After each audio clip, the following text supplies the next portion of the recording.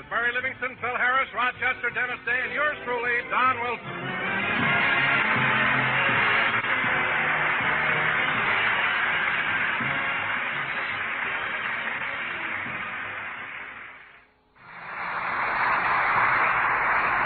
Gentlemen, you all know the exciting story of Kurt Carlson, captain of the Flying Enterprise. But since we can't bring you that hero, we bring you a man who spent 2 days in a leaky canoe on Hollywood and Vine, Jack Benny!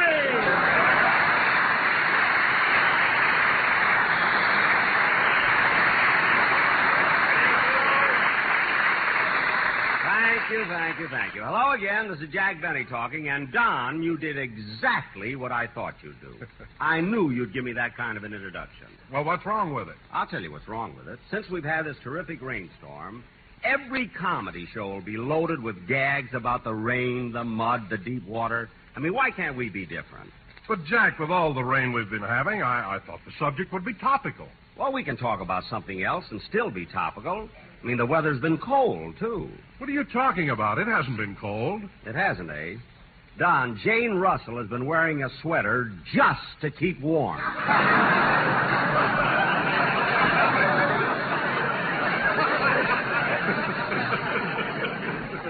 So don't tell me it hasn't been cold, brother. All I know is the other day I got up at 7 o'clock in the morning. What did you say? I say all I know is that the other day I got up at 7 o'clock in the morning and took a long walk in my shirt sleeves. Well, Don, you can do that. You're blubberized. You know what I mean? Jack, if you mean what I think you do, I've got news for you. My doctor said I'm not fat. Your doctor said you're not fat, huh? He said the reason I look this way is because I've got small bones. Small bones, huh? Yes. Don, a fish has small bones, and I've yet to see a halibut with 5 chins. So you can tell your doctor... Oh, hello, Mary. Hello, Jack. Well, it's about time you got to the studio. You weren't even here for rehearsal. But, Jack, I couldn't help it. I left the house in plenty of time. It wasn't my fault that the bank was held up. Bank held up? Yes, I was driving down Hollywood Boulevard. I stopped for a traffic light at Highland when 2 men with handkerchiefs over their faces jumped in the car, stuck a gun in my ribs, and said, "Get going, sister." No. They made me drive out Sunset Boulevard. When I slowed down to make a turn, they threatened me with the butt of their guns. Why, those no-good cowards. My leg got tired, and when I released the pressure on the gas pedal, one of them twisted my arm, and the other one slapped my face. Why, those dirty yellow rats. Suddenly, they pulled on the brake, jumped out of the car, said, "Here's something for the gas," and threw me a $20 bill. Gee, what nice guys.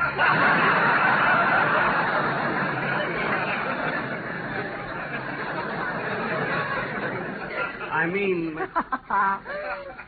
Oh, now, Mary, did you make that story up? Yes, Jack. Every time I'm late, you brought me out, so I thought I'd make up an excuse. Some excuse. That's the worst story I ever heard.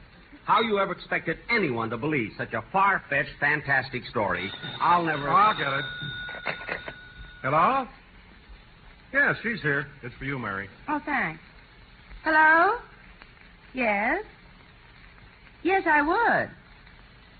Oh, no, you'll have to do better than that. Thank you. Goodbye.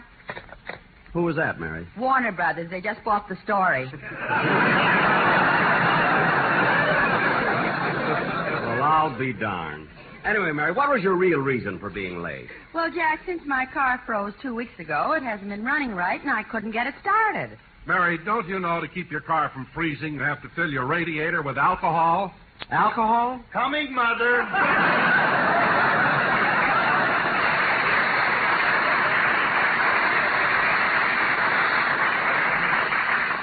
Well, I'm glad there's something you can talk about, Phil. I'm not paying you all that money just to lead that lousy band, you know? I'll ignore that remark and discuss the subject at hand. Just a week ago, me and Remley were driving up to the snow country, and it was so cold that I stopped at a gas station and bought 6 quarts of alcohol. 6 quarts? You should have seen Remley cry as the guy poured it in the radiator.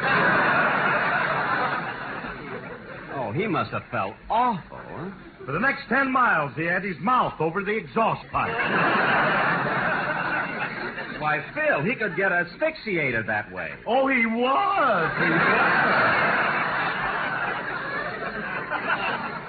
Look, Phil. And now, having injected some levity into the program, I shall return to the podium and keep my big fat mouth shut. Thanks, Phil.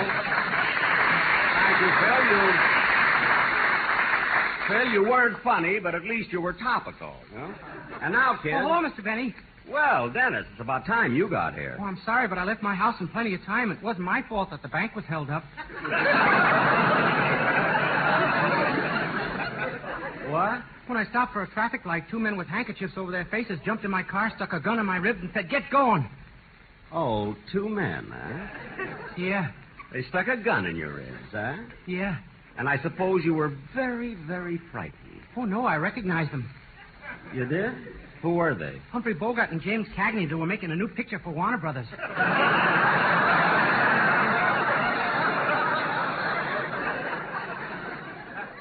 Gee, those studios sure work fast.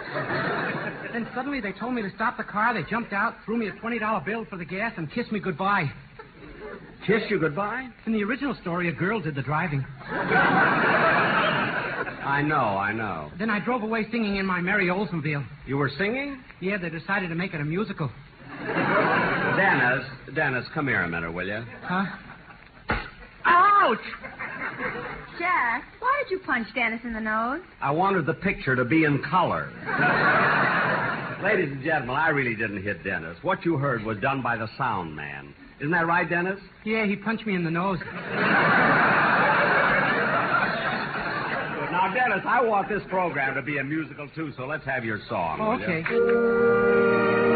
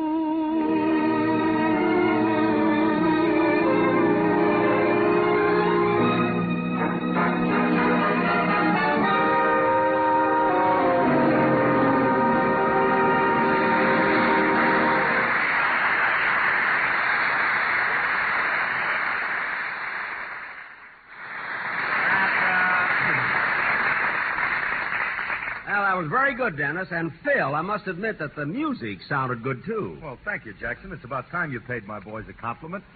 Phil, I compliment these boys any time I feel... Wait a minute, Phil. Huh? I just noticed that Fletcher is back in the band again. Yeah, good old Fletch. Got back 3 days ago.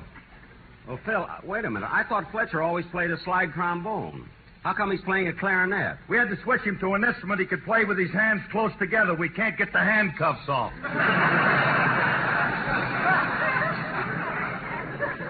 Handcuffs? Phil, what did Fletcher do this time?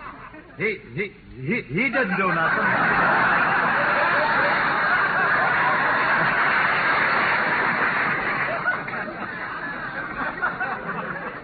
Then why did they take him back to prison? Because they changed wardens, and he's the only one who knows where everything is. Oh, yeah? Then why did they put the handcuffs on? Because they wanted everything to stay where it is. Well, I'm glad I got that straightened out. Say, Phil, how many times has Fletcher been on probation? This is third semester. Oh, Phil, say that word again, will you? Semester. Say it once more. Semester. You know, folks, at rehearsal, he kept pronouncing it seamstress. Imagine seamstress. A natural mistake for a chap who likes to keep the audience in stitches.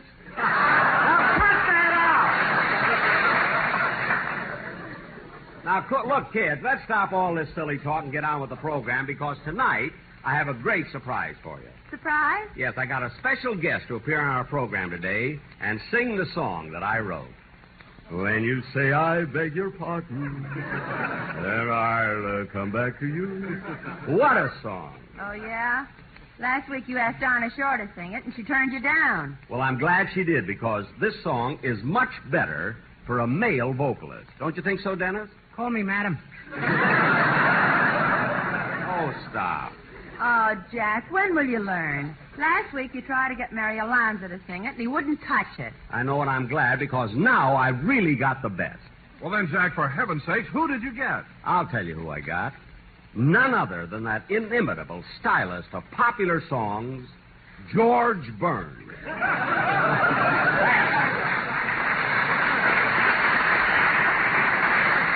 That's who I got. George Burns? Burns and Allen? Yes. You mean Sugar Throat? That's exactly who I mean. Well, I think Jack's made a very good choice. George Burns is an excellent singer. What's the matter? You crazy or something? Not crazy. You kids are just jealous because I wrote... Oh, hey, that must be him now. Come in. Yes? I'm the attendant at the parking lot. And I'd like to talk to Phil Harris. Yeah, what is it, fella? I'm having trouble parking your car. Why, what's wrong? Well, every time I step on the starter, the motor sings Sweet Adeline. Just leave it where it is. I'll be out soon. Okay, but what'll I do with a guy who has his arms around the exhaust pipe?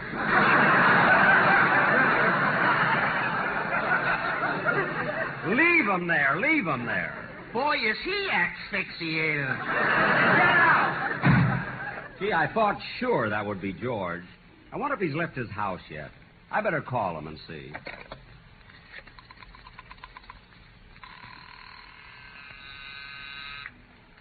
Oh, Mabel, what is it, Guy Cherry?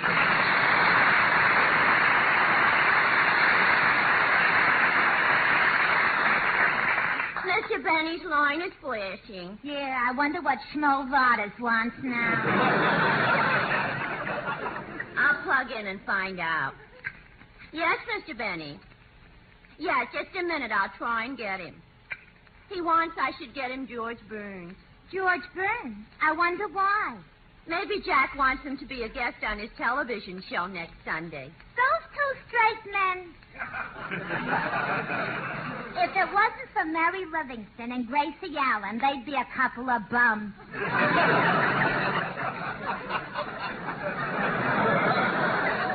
I don't know. On second thought, they could do an act together. Jack could play the violin while George listened to it. What kind of an act would that be? Jack fiddles while George burns.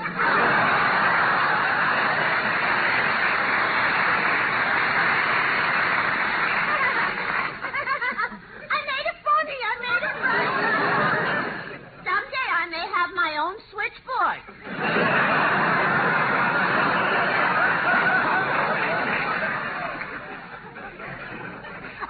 Benny's line is flashing again. Yeah.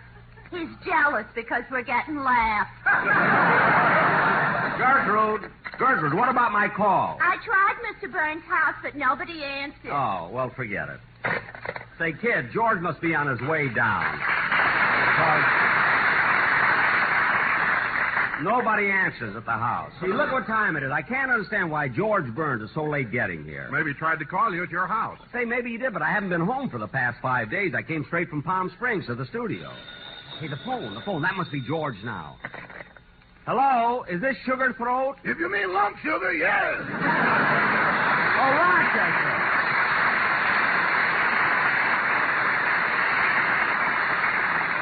Rochester, what do you want? Well, Friday, you're calling from Palm Springs to check on the damage the rainstorm did to our house. Now, wait a minute, Rochester. At the start of the program, I told Don Wilson we're not going to do any jokes about the rainstorm. This ain't no joke, boss. What? Our front porch is covered with a foot of mud.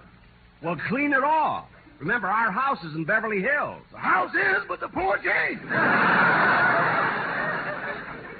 You mean our porch floated away? Where is it now? With the Flying Enterprise. What? I stayed with it till the Coast Guard told me to jump. Rochester, stop being silly. These are jokes. The people in the audience are laughing. They must be from Florida. Well, not all of them. Anyway, I'll see you when I get home. Goodbye. Goodbye.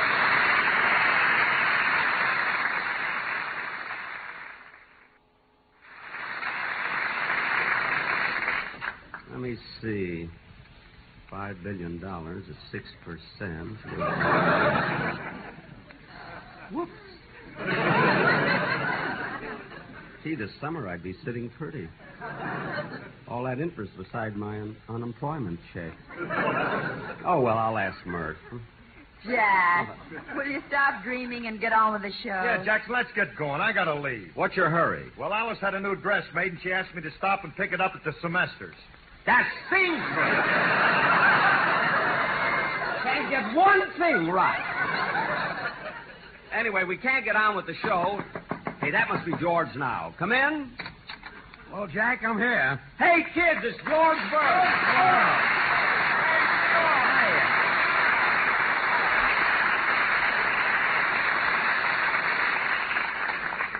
George, I knew you wouldn't let a pal down.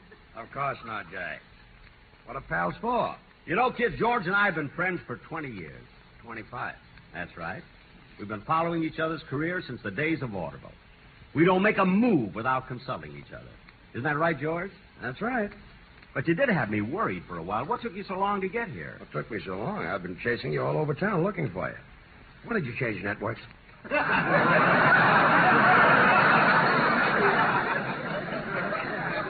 When did I change networks? 3 years ago. George Burns, of all people. Jack, don't get mad at him. Remember, he's your pal. Buddies. Now, kids, George came here for one specific reason, and that is to sing my When song. I say I beg your pardon, then I'll come Not back yet, to George. you. Not yet, George, not yet. If you ask me to forgive George, you, I'll hold it. return. Wait a minute, hold it. I had a special arrangement made for the Whoa. orchestra. Wait a minute. George, I had a special arrangement made for the orchestra. So first, I'll find out what key it's in. Phil, what key is... Oh, for heaven's sake. Phil, tell your boys to put away the dice and get back to their seats. The boys ain't shooting dice. Then why are they huddled around in a circle? They're trying to get the handcuffs off of Flex. Well, tell them to hurry. Oh, George, I should have asked you when you first came in. How's Gracie? Fine, man. She was gonna come with me, but last week she bought a little puppy and she went out and entered him in a dog show. Oh, he must be cute. Not only cute, but Gracie thinks this puppy is the smartest dog in the world. She even thinks he can read. Wait a minute. Gracie thinks this puppy can read? Yeah, when she bought him, the man said, when you lock him up at night in the kitchen, don't forget to put a newspaper on the floor.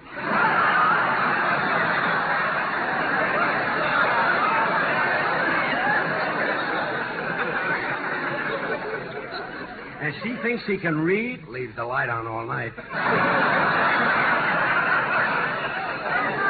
Well, look, George, about my song. When you say I beg your pardon. Wait for the band! Boy, what an eager beaver. Dennis, he's not an eager beaver. He's just anxious to sing my song because he thinks it's wonderful. Don't you, George? Yes, sir. That song will sell more copies than My Tomato Ran Away, but I'll catch up to her. Who wrote that? Rogers and Hines. What? It has 57 choruses. That's my pal. Always got a joke. Buddies. Now, come on, George. How about doing my song now? Okay. Wait till you hear this, folks. Ready, Phil? Take it.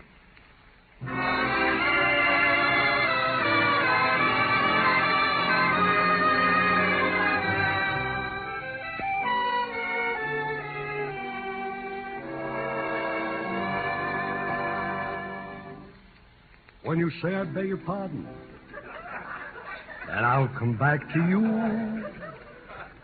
When you ask me to forgive you, I'll return. Listen to that voice.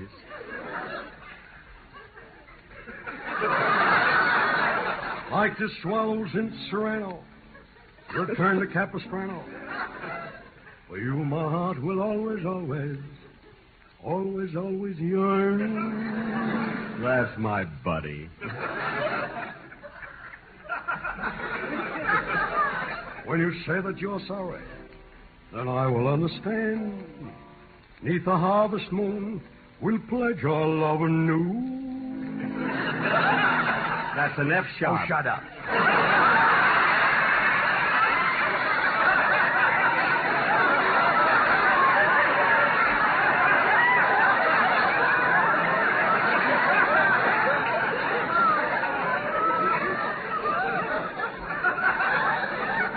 Oh, my darling, though we're parted, come back to whence? Yes, whence? We started. And, sweetheart, then I'll come back to you.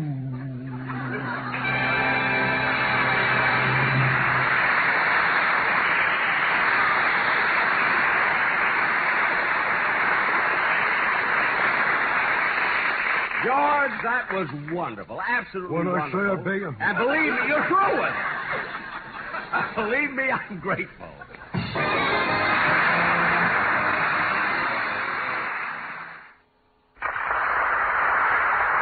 The Jack Benny program is written by Sam Perrin, Milt Josephsberg, George Balder, John Tackerberry, and produced and transcribed by Hilliard Mark. This is the CBS Radio Network.